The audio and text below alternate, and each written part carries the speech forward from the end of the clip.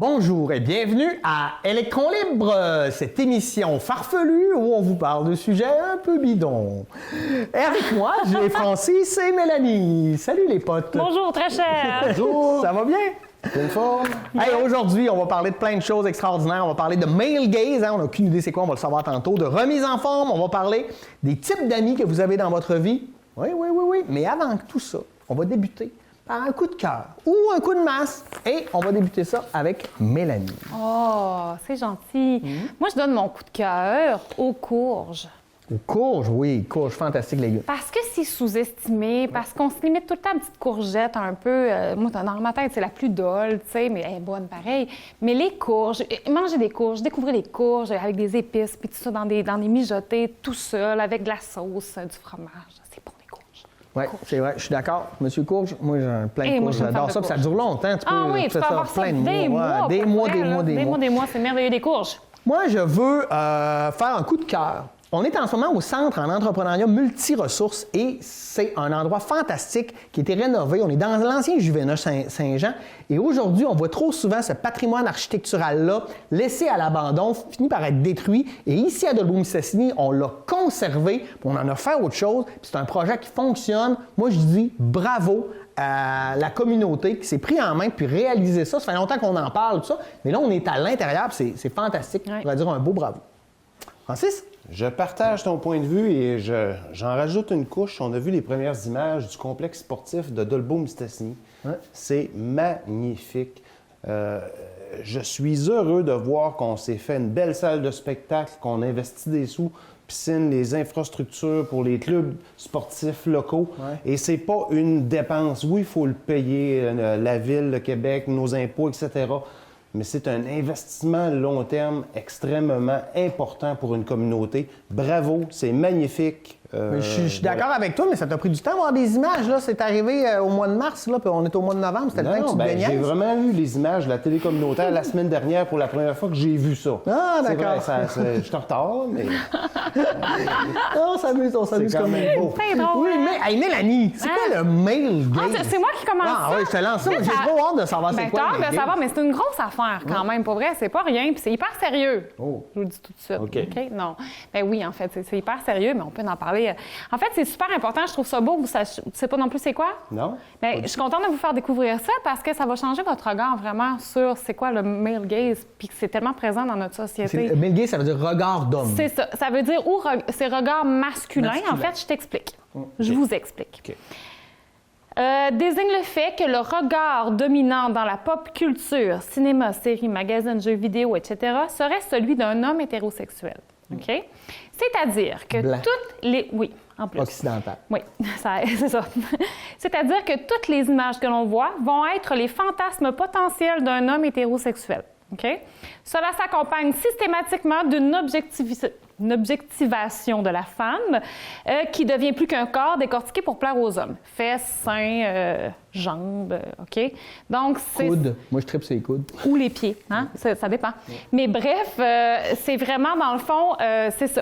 C'est le regard de celui d'un homme hétérosexuel. Je le décortique, OK? Je vais plus loin. Oui. Concrètement, ça va se traduire, notamment au cinéma, par des gros plans de fesses, des gros plans de seins, des plans de femmes, puis par une nudité fréquente aussi de la femme dans un rapport non équitable, des images entre les hommes et les femmes par un point de vue dominant, dans le fond, sur la femme. Les films de James Bond, par exemple. Très, très bon Très exemple. misogyne. Très, oui, voilà. C'est des scènes de cinéma qui sont innombrables et auxquelles on ne fait même plus attention. Hein? On est tellement brainwashé par ça. Pourquoi? Parce que ça part depuis le début du cinéma hollywoodien. Tout ça. Donc, les femmes sont objectifiées, sont présentées principalement comme des objets de désir, ramenés à leur corps, filmés en tenue sexy, ou alors que les hommes, eux autres, ne le sont pratiquement jamais, en fait, en tenue sexy. Là. C'est bien rare là, qu'un homme dans un film... Ben, ça arrive, mais souvent, c'est drôle. Hein? Souvent, c'est très drôle. Bref. C'est quoi, qui est à l'origine de ce concept-là? Laura Mulvey, en fait, conceptualise le terme en 1975 dans son essai qui est Plaisir visuel et cinéma narratif. Je ne le dirai pas en anglais. Vous irez chercher. Bref, elle est critique cinématographique et réalisatrice et féministe. Mon Dieu, j'ai dit féministe. Ouais, il y en a qui vont fermer. Ben oui, j'espère, c'est ça. Mais il y en a à qui ça fait peur encore, ce terme-là. Donc, dans cet article, elle démontre que les films produits par Hollywood façonnent une femme soumise et sexualisée à travers la caméra, puis à travers le regard du héros masculin. Ça, ce que ça veut dire, dans le fond, c'est que l'homme regarde, la femme est regardée. La femme devient objet de regard et on s'est rapidement rendu compte au cinéma hollywoodien, dès sa naissance, que la femme était objet de regard. Que quand une femme rentrait à quelque part, on pouvait genre s'en servir pour amener à regarder l'homme, à quel point il est beau et dominant, et montrer à quel point... Parce que la femme, souvent, son rôle n'était pas important. Elle servait vraiment juste à attirer le spectateur vers l'homme. Le regard, c'était tout le temps dirigé vers l'homme, mais l'homme, lui, avait quelque chose à dire. Là, tu parles du cinéma hollywoodien. Est-ce qu'on trouve ça dans les cinémas européens, québécois, dans le cinéma C'est un code. En fait, c'est vraiment un code qui est assez rendu universel, la femme objet de regard. Je veux dire que l'objectification de la femme, c'est un code hyper universel. Encore aujourd'hui, dans les magazines, n'importe où. Et ça a tendance à changer. Je m'en vais vers ça, là. C'est pour ça qu'en fait, la sensibilisation est hyper importante. En fait, ça s'appuie aussi, ce concept-là, sur le concept philosophique freudien de la scopophilie. Scopophilie, tu sais pas c'est quoi? Non, non, je disais juste que Freud, c'est pas... Non, je sais, mais quand même, ça s'appuie là-dessus. C'est très misogyne. Oui, mais ses recherches à elle, justement, s'appuient sur la misogynie beaucoup. Okay. Fait qu'elle cherche à appuyer le fait qu'il y a de la misogynie. Donc, c'est le fait de prendre plaisir en regardant quelqu'un qui ne sait pas qu'il est regardé. Hein? Donc, cela induit immédiatement un rapport de domination entre la personne qui regarde et la personne qui est regardée. Donc, mais tu sais, moi, j'ai pas le goût, je comprends très bien, mais tu sais, des fois, ça se peut dans la vie qu'on regarde quelqu'un puis qu'on trouve joli, beau. Tu sais, tu comprends-tu? J'ai pas le goût de me sentir mal dans la vie de regarder quelqu'un. Il faut pas se sentir mal de regarder quelqu'un. Par contre, il faut se sentir mal d'être une compagnie publicitaire qui va utiliser le corps de la femme pour vendre un produit. C'est ça. Tu vois la nuance? Elle a la nuance. Elle a la nuance. L'homme peut encore être beau et attirer une femme, et à l'inverse, une femme peut encore être belle et attirer un homme. Et là, je vais t'amener encore plus loin dans le problème que c'est, OK? Le problème, c'est que Laura Mulvey, elle va dire, en fait, que le cinéma participe, par exemple, ceux qui... Parce qu'il y a du très bon cinéma d'auteur ou d'autres cinémas qui font pas ça, de plus en plus. Mais je veux dire, reprends tous les films, les comédies des années 80-90. Il y a plein de films qui te popent en tête avec le corps de la femme qui est objectivé. Donc, en fait, ça participe à la banalisation des violences véhiculées à l'encontre des femmes. C'est ça le problème. Par exemple, une scène érotique dans James Bond qui va être violente va être vue comme érotique, et c'est ça le problème, en fait. C'est qu'on est tellement désensibilisé face à ces violences sexuelles-là qu'on fait aux femmes que... Ça fait partie de la culture du viol puis de la ça participe littéralement à la culture du viol. Puis c'est ça le problème, en fait. Fait qu'à force de voir des femmes dominées comme ça et sexuellement objectivées, bien, ça fait que ça change nos standards de beauté. Pour nous, les femmes, là, c'est qui? Moi, mettons, j'ai 39 ans. Là. Dans les années 80-90, c'était qui mes modèles? Mes modèles à la télé, c'était ces femmes-là. C'était ça, mes modèles d'actrices à la télé. C'est hyper... Puis les hommes, c'était qui? Bon, bien, ce qui fait que des fois, moi, j'aurais aimé ça être une James Bond, j'aurais aimé ça... Hey, tu comprends, mes modèles, c'était soit des hommes ou soit des femmes objectivées, sexuellement dominées. Oui. Fait que c'est ça le problème, en fait. Puis c'est ça qu'il faut changer. Puis c'est pour ça qu'il faut être consciente de ce regard-là. Puis le male gaze, c'est ça, en fait. Donc, t'es allé, c'est ça. Donc là, c'est ça que je disais, t'en as parlé. Le problème, c'est que ça participe à la banalisation des violences faites aux femmes. Je pense pas que toi, quand tu regardes une femme... Non, mais moi, j'ai une question. Vas-y. Mettons, on arrivait à l'équité là-dedans, à dire, là, il y a à peu près la moitié du cinéma qui ne fait pas ça. Est-ce qu'on accepterait quand même que dans un film, parce que ça sert le scénario, qu'on puisse quand même continuer à objectiver... C'est toute la différence. Que ce soit un homme ou une femme. Tu viens de nommer quelque chose d'hyper important, c'est que si ça sert le récit, automatiquement, ça nourrit... C'est ça, parce qu'à un moment donné, on est comme rendu à pas vouloir rien faire, quand des fois, je pense qu'il y a des logiques qui peuvent être encore pertinentes. Mais tu sais, je veux dire, c'est quoi le problème? C'est le fait d'utiliser surtout, de rendre sexuel un corps qui est standard et normé. Ouais. À partir du moment où on voit un corps avec des vergetures, on voit un corps avec des bourrelets, on voit un corps qui n'est pas normé, on le sexualise pas. C'est ça que tu arrêtes de parler de mon corps. Mais non, mais du mien aussi. Tu sais, je veux dire, moi, comme je te dis, mes modèles, quand j'étais jeune, c'était des femmes parfaites. C'est dur de ne pas développer des complexes. En fait, là où ça va devenir beau, puis je vais te le dire, c'est le jour où on va utiliser... on va, dans le fond, mettre en avant-plan une diversité de corps féminins. puis que là, ça ne sera plus, en fait, dans le but de glorifier un modèle standard, de glorifier un stéréotype. Toutes les femmes, on va se sentir à la hauteur de ces femmes-là. Que la femme soit une femme et non pas un corps. Exactement. Et à partir du moment où la femme va être un corps et une âme et une personne et qu'elle va être diversifiée, bien là, rendu là, on peut faire ce qu'elle veut puis et ça sera plus malsain. Ben non, c'est ça. Puis on le voit aussi, moi, je trouve, avec la diversité de genre. Tu sais, au début, si on parle dans les années 70, là, chez Denise, tu avais Christian, l'homosexuel, qui était là juste pour faire rire. Oui, c'est ça. Puis là, aujourd'hui, dans les séries, on va voir, des gens peuvent être homosexuels sans que ça devienne un élément de rien. Là. Puis c'est pour ça que je te dis qu'on s'en va vers ça, parce qu'il y a des scènes finales où il y a des hommes qui s'embrassent au bal de finissant. 30 secondes. On a vu 2 gars qui s'embrassent dans un film de Disney dernièrement, dans un bal de finissant, et ça a été les 2 rois du bal de finissant. C'est hot. On s'en va vers ça. On s'en va vers une conscience de l'autre. On s'en va vers une conscience de la différence. Et à partir du moment où on va être conscient de cette différence-là, bien, on l'objectivera plus et on la sexualise. Ouais. Il va falloir qu'il y ait un retour du balancier aussi. Exactement, parce que je regardais Disney, là, ils veulent plus avoir aucun protagoniste qui est un homme blanc quand ça existe encore. Là. Bien, il y a ça, par exemple. Mais là, je trouve que des fois, on veut tellement se rectifier politiquement qu'on s'en va dans l'autre extrême. Oui, mais je pense qu'on a besoin d'aller à l'extrême pour revenir à la base. Je pense qu'on a besoin. Exact. Ouais. J'ai confiance en ta fille et l'ensemble des jeunes qui, eux, auront un regard différent. Nous, il faut adapter les choses, réfléchir là-dessus. Eux le réfléchiront même pas. Ça va être normal. Ce sera une normalité équitable et juste. Exactement. Je vous arrête parce que écoute, ça a été tellement intéressant qu'on a parlé beaucoup trop longtemps de ça. Bon. Moi, je veux vous parler des amis. On a tous beaucoup d'amis. Hein? Oui. Francis, on est amis depuis beaucoup trop longtemps. Mélanie, depuis moins longtemps, mais on est amis, je l'espère quand même. J'espère. Les types d'amis que vous avez dans votre vie, là, vous pouvez à chaque fois me nommer un prénom. Mais juste un prénom pour ne pas identifier les personnes. Les types d'amis que vous allez avoir dans votre tête. Okay? L'ami qui est le bouche-trou de service. Lui, il ne sait pas, mais c'est celui que vous appelez toujours à la dernière minute quand vous n'avez rien à faire. Quand tu sais pas, puis tu veux-tu être mon bouche-trou? Oui, pas de trouble. Non, mais on les voit, on les connaît, ces amis-là. Tu sais, on va l'appeler. Francis, as-tu un nom? Je l'ai trouvé. OK, c'est bon. On a le hipster. Le hipster, c'est lui qui est tout le temps dernière tendance. Il connaît tout. Il connaît le nouveau resto à tester, le nouveau film, les affaires, la nouvelle série sur Netflix, etc. Il voit tout, il connaît tout. Pascal. Ouais, toi, tu vois ça? Toi, t'as-tu un nom? Bien, j'en ai plein, en fait. Mais juste parce que tu dis hipster, j'aurais le goût de dire Jacob. Oui, c'est correct. Il est au courant de tout, les pièces de théâtre qui passent. Oui, j'ai le goût de dire Jacob. On a l'ami qui est comme un parent. Hein? Lui, il est parent dans la vie. Il n'a jamais de temps pour faire de quoi parce que c'est un nouveau parent. Puis quand tu réussis à le voir, il fait juste parler de ses maudits enfants. Mais moi, il n'y a pas. Non, mais c'est normal. Mais moi, il n'y a pas d'enfant, mais c'est mon papa, c'est mon conseiller, puis il n'y a jamais le temps parce qu'il travaille trop, c'est Bruno. Ah, ouais. C'est vraiment... vrai, qui est comme règlement.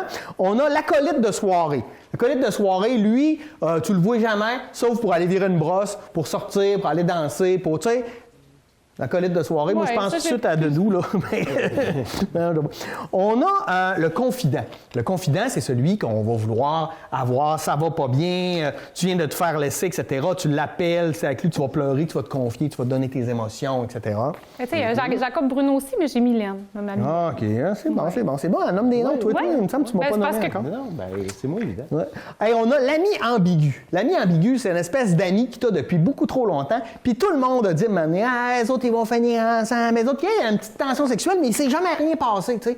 Mais on sent que ça aurait pu se passer. Non, il n'y a pas de nom? Oui, j'ai un nom, mais je ne le nommerai pas. Non? OK, c'est correct. Non, mais vous comprenez le concept de l'ami ambigu. Mais ça se finit, ce temps-là. On a le baroudeur. Le baroudeur, c'est lui, tu sais pas il est où, tu sais pas il est quelque part, il fait le tour du monde, des fois il a envoyé une photo, il lâche un call, il arrive pour une semaine, écoute, tu sais, la fête, il arrête rien que pas de parler de ce qu'il fait dans la vie, puis s'intéresse zéro à ton quotidien, parce qu'il est vraiment pas intéressant ton quotidien par rapport à lui qui vit des affaires extraordinaires. On le connaît, celui-là. Tu as déjà été ça. J'ai déjà été ça, absolument. Mais ça vous permet, ça t'a permis de dire « j'ai un ami qui est déjà allé là. » Oui, c'est ça. On a le sans-gêne. Le sans-gêne, c'est l'ami qui vous fait tout le temps honte parce que lui, il ose vraiment faire des affaires que toi, tu ferais pas, puis en public. Là. Moi, là, c'est là que je mettrais Pascal. Moi, je pense que je suis un peu cet ami-là. On a le sportif. Hein? Tu fais quoi? Je m'en vais courir, viens-tu? Ouais, salut, bye. Non, mais... Sylvain, oui, OK. On a le casanier. Lui, le casanier, là, il reste chez eux. C'est toi qu'il faut qu'il aille le voir. Il sort pas de chez eux. Il est bien chez eux. Des fois, il va sortir, mais il va venir chez vous, puis il se passera rien d'autre. Parce que lui, ce qu'il a, c'est ça. Lui, il peut te raconter tout ce qu'il y a. Tout sur Netflix, mais sinon, il sait aucunement c'est quoi la température qu'il fait dehors. On cherche-tu, Jean-Michel? Ah, peut-être. On a le squatteur. Hein? Le squatteur, lui, c'est lui qui a toujours un problème d'appart. Il est tout le temps en transition. Il dort chez quelqu'un, il s'en va ailleurs, etc. Moi, j'ai Sacha dans la tête. Puis, c'est ça. Tu sais, as-tu un ami comme ça? Je n'ai déjà eu un, mais c'est plus un ami. Ah. Mais je n'ai déjà eu un. On a l'ami invisible. Tu sais, quelqu'un qui est vraiment important pour toi, mais ça fait 10 ans que tu t'as pas vu, tu sais même pas ce qu'il fait dans la vie, ni il est où. Ben, pas de nouvelles, bonne nouvelle. Hein? On a le louche. Hein? Le louche? Le louche. Lui, il se plaint tout le temps, toute la vie, il n'y a rien qui marche. Lui, tout est désagréable. Chaque fois que tu veux faire de quoi, c'est super négatif. Tu sais, un peu d'ami toxique, là. Je les ai plus, ces amis-là. Ben non, mais c'est une bonne affaire, mais on en a tous eu. Non, j'ai des noms. Oui, j'ai bien des noms. Ouais. On a le fauché. Hein? Lui, il n'a jamais une scène. Il est tout le temps prêt à aller prendre une bière si tu en payes une. Il a tant des problèmes d'argent. Je l'ai plus, cet ami-là non plus. Je l'ai plus, cet ami-là non plus. Non, mais on a vieilli un peu, tu sais. Ouais. Mais à l'adolescence, là, on l'a connu. Ah oui. On a l'inattentif. Hein? Lui, il est le fun parce que tu peux vraiment y raconter tout ce que tu veux, il t'écoute pas. Non, mais il pense ailleurs, il regarde d'autres choses. Tu es en train de lui raconter des affaires. Il est plus là pantoute. Il a un TDA, là, clair. On a le gros pervers. Hein? Ah ouais, tu sais, il n'arrête pas de faire des jokes de cul et tout le temps en train de vouloir être drôle, là, en étant un peu misogyne, avec des blagues un peu border, là. Ouais, non, mais tu sais, il est pas misogyne. Il est-tu sérieux? Il est-tu sérieux? C'est ça la différence. Non, parce que nous autres, on en fait des jokes misogynes ou ben, des fois pour rire, mais c'est pas sérieux, c'est pour rire de ces gens-là. Du viol. Je sais. Il m'en reste deux. On a l'égocentrique. Lui, l'égocentrique, il est facile à trouver, OK? Il arrive, puis il te demande comment ça va. Tu lui réponds, ça va bien, toi, puis là, il parle pendant 55 minutes parce qu'il s'en calisse de toi. C'est une mise en situation à ce qu'il y a de compter. Ah oui, c'est ça. Tout est une mise en situation à ce qu'il y a de compter. Tu dis une phrase, hey, ça me fait penser, puis il amène ça dans sa conversation. Rien à foutre. Et il y a aussi l'ami qui te fait tout le temps sentir comme une merde. Hey, t'as bien grossi! Ben ouais, hey, t'as plus de cheveux! C'est pas un ami, ça! Non, je sais, mais des fois, on les a. Mais tu sais, des fois, avec le temps, il y a des gens à qui on a forgé des amitiés fortes. Puis avec le temps, on les aime parce que c'est des amis de longue date, mais l'amitié, on a changé les deux. Ouais. On se rejoint pas sur beaucoup de choses, mais il reste que cette amitié-là reste. Puis des fois, on conserve ces amis-là, même s'ils sont désagréables. L'amitié, c'est important. J'espère que ça a fait le tour de vos amis. Oui. Maintenant, Francis, de quoi tu nous parles, toi, déjà? Ah, de la remise en forme. Ben oui. Nécessairement, avec la pandémie, effectivement, on a eu un ralentissement de nos activités, etc. Même si, bon, il y en a qui ont dit ça prend le gym, on a fermé les gyms, donc les gens, non, c'est pas les gyms. Moi aussi, j'ai pleuré très fort. Nommez-moi le pourcentage de personnes qui s'abonnent à un gym qui persistent pendant plusieurs années. C'est infime. Il y en a qui aiment vraiment ça. Il y en a qui aiment ça, puis il y en a qui sont fatigants. Mais c'est quoi, 4 de la population? Là, on parle des 96 autres pourcents qui ont moins marché pour se rendre au travail, qui ont moins bougé, qui ont moins eu à se déplacer, qui ont eu à s'adapter en télétravail, qu'au niveau des activités familiales avec les jeunes enfants, qu'on aurait été glissé 4 fois au Mont-Lac-Vert durant l'hiver cette année, on ne l'a pas fait parce que c'est plus compliqué. Toutes ces personnes-là ont besoin, à un moment donné, d'avoir un plan de match pour le retour. Du beau temps, de l'été, de l'hiver prochain où on aura plus d'activités. Et il faut le faire intelligemment et graduellement pour la remise en forme. Et remarquez que je ne parle pas de perte de poids. Mais ça, je me demandais, moi, c'est quel genre de remise en forme? Non, c'est plus remise en forme physique. Physique et psychologique. Et je ne parle pas de perte de poids, sauf que vous comprendrez que ça peut venir avec. Nécessairement. Tout d'abord, des choses de base, se fixer un but et un échéancier. Il y a eu un petit cri du cœur. Ouais. Donc, Pierre, se fixer un objectif, un échéancier, le voir à long terme et avoir un plan de match qui nous amène de façon courte. Là. Pas dans 3 mois, j'aurai tant de livres de moins, je ferai telle affaire, je serai capable de faire telle chose. Objectif, 1 semaine, 2 semaines, et on change une petite affaire à la fois. Au niveau de la nourriture, manger équilibré, Pierre, tu es celui qui prône le faire soi-même. Faire soi-même, les produits locaux. C'est tellement simple, c'est tellement bon. Tu as cuisiné quelque chose, tu sais qu'est-ce que tu as mis dedans, le sucre, le sel que tu as mis à l'intérieur, réduire les portions. Graduellement, Ça a été tentant avec le temps. Puis je ne serai jamais de ceux qui disent « ne mangez pas telle affaire ». Non, ça en prend. Puis ça prend de la scrap de temps en temps. Tout ça. Absolument. C'est bon pour la tête. Oui, c'est bon pour la tête. Mais réduire une fois de temps en temps, de prendre conscience de la pelletée de plus de pâtes ou de... Bien, de prendre conscience de sa satiété aussi. Voilà, tu m'emmènes au prochain point. Manger lentement pour avoir le contrôle de sa satiété, exactement. Donc, le message de satiété, vous le savez, arrive... Il y a ça quand vous parlez de satiété, là. En fait, on essaie de placer le mot satiété le plus souvent possible. Donc, là, la satiété, en fait, vient après quelques secondes, après quelques minutes, excusez-moi, et ça vient pas automatiquement. Donc, souvent, tu as le temps d'enfiler quelques cuillères ou quelques fourchettes de plus. Accompagné d'eau, idéalement. Boire de l'eau, important. C'est pas bon. Mais moi, j'ai ça parce que j'ai 3 bouchées puis ma satiété crie. C'est que j'aille ça. Des fois, j'aime ça manger. Je suis comme, non, j'ai encore faim. Moi, c'est le contraire. Je déteste ma satiété. Oui. Je la connais pas là-dessus. Oui, c'est ça. La satiété. Donc, boire de l'eau. Nous autres, chez nous, on n'était pas des buveurs d'eau. On aimait l'eau gazeuse, par contre. Bien, Caroline, ça a été un petit investissement d'une machine à rajouter du gaz. Hein? Génial, là. Depuis ce temps-là, on boit beaucoup plus d'eau. Et finalement, le déjeuner, je le sais qu'il y en a que ça ne rentre pas, ça passe de travers dans la gorge. Mais il faut parce que moi, pendant des années, je ne déjeunais pas, puis à ça, je déjeune tous les matins, puis aucun problème. Ils ont parlé de consommation d'alcool. Je passe ce point. Apprenez à détecter les éléments néfastes. Pierre en a souvent parlé, le savoir, la quantité de sucre, de sel, tu es un fils diabétique. Donc, nécessairement, c'est une prise de conscience qui était nécessaire. On en a déjà parlé dans d'autres chroniques. C'est de réaliser que quand tu fais tes desserts, là, ils peuvent être vraiment bons puis sucrés. Mais oui. Il n'y a pas toute la chenoute de marde de gens de conservation. C'est fou, exactement. hein? Et là, ils ont dit... détecter les aliments néfastes. Détecte-les pour en prendre conscience, pour mesurer les quantités et le faire consciemment. Je ne dirais jamais éliminer. Mélanie a déjà parlé de gâteau au vachon. Excusez-moi, un millefeuille, ça fait la job. Ça reste un millefeuille. Mais tu sais, je le sais, ce qu'il y a dedans. Un millefeuille soi-même, ça prend je le sais, Pierre. Tu sais, c'est là, j'allais dire, là où tu t'en vas, donne-moi ta recette de millefeuille rapide. Là. La deuxième partie, c'est bien sûr la forme physique, c'est son corps, c'est... et on en prend conscience en vieillissant. Bon, je sais, discours de vieux, j'ai 47 ans, mais les bobos guérissent moins vite, les petites douleurs reviennent. Et il faut prendre conscience que ce qu'on va mettre comme investissement sur notre corps, on va être bien présentement, mais dans le long terme, ça aura des impacts et ça va de beaucoup améliorer notre qualité de vie. Voyons. Ça se dit mal, ce mot-là. Qualité de vie future. Ça se dit mal, ça. T'as fait rire de moi. Ensuite, son match, je sais, est crampé. Donc, fixez-vous des objectifs. Je l'ai dit tantôt, court. Sur 2 semaines, je vais augmenter 20 minutes avec un animal à la maison. Tu veux faire marcher ou prendre une marche avec les enfants. Donc, une marche. On ne se dit pas, je cours un 5 km dans 3 mois en 25 minutes. Et là, tu vas souffrir les premières fois, tu n'auras pas de fun, tu vas arrêter. Ouais. Donc, upgrade d'un petit quelque chose de court, rapide.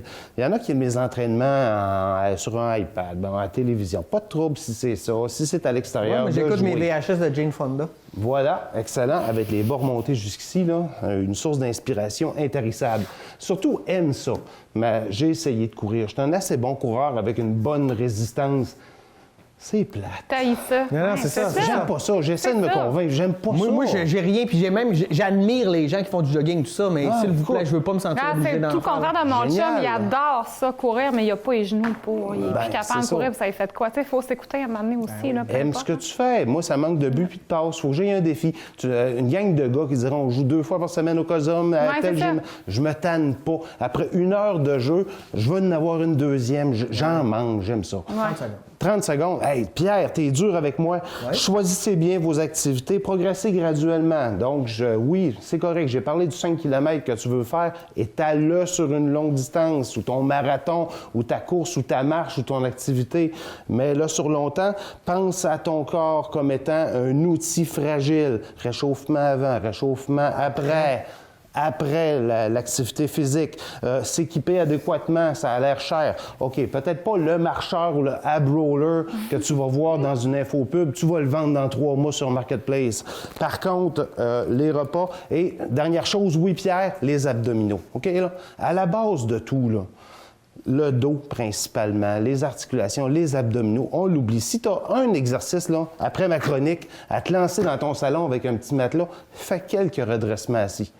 Et ça aura un impact majeur sur l'ensemble des activités physiques que tu feras dans le futur parce que c'est vraiment le centre. On oublie que ça tient. Moi, ma physio m'avait dit, ça tient ton dos. Là. Ça tient ton dos. Ça t'empêche d'être... Absolument. C'est ça, c'est hyper important. Merci, Francis. C'est intéressant. Moi, je vais vous parler de trucs, des choses qui étaient considérées comme normales autrefois, qui aujourd'hui n'ont plus aucun bon sens. OK? Les mariages arrangés. Mais non, mais pendant longtemps, on considérait que c'était normal. Hein? La royauté de droit divin. Tu sais, là, les rois qui descendaient et qui tenaient leur pouvoir de Dieu, on le voit même. Amener ses enfants aux exécutions publiques. Oui. Oui, non, mais c'est ça, c'est les spectacles qu'on faisait, etc. Oui. Quelque chose qu'on ne voit plus non plus, c'est nommer ses enfants comme leurs grands-parents. C'est vrai. Ouais.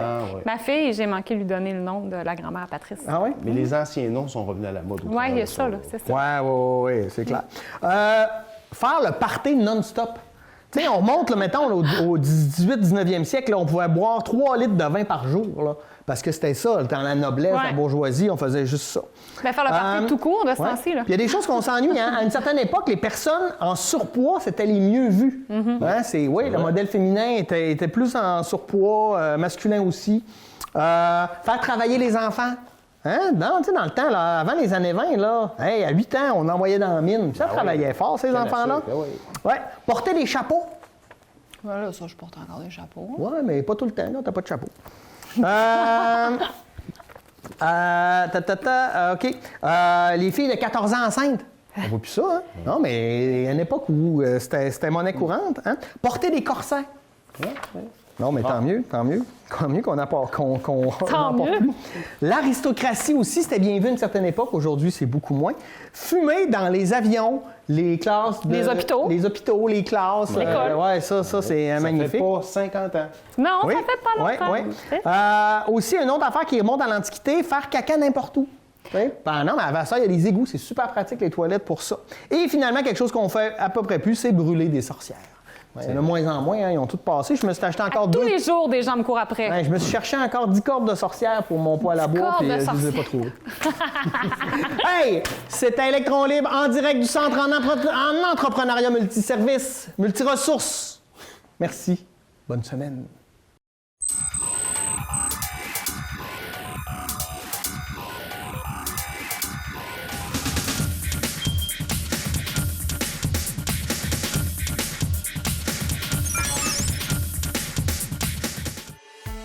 Moi, au CFP, là, ça a été vraiment des belles années. J'ai eu du fun là. Dès la première semaine, les premiers mois, tu sais si tu es faite pour ça. La formation est vraiment complète. Puis on apprend dans ce qu'on aime, dans notre passion. Chaque fois que j'allais à l'école, je savais que j'allais pratiquer un domaine qui me passionne. J'avais des professeurs qui étaient hyper stimulants. C'était la première fois que je tissais des liens avec des enseignants. Tout un écolier à partir de DEP.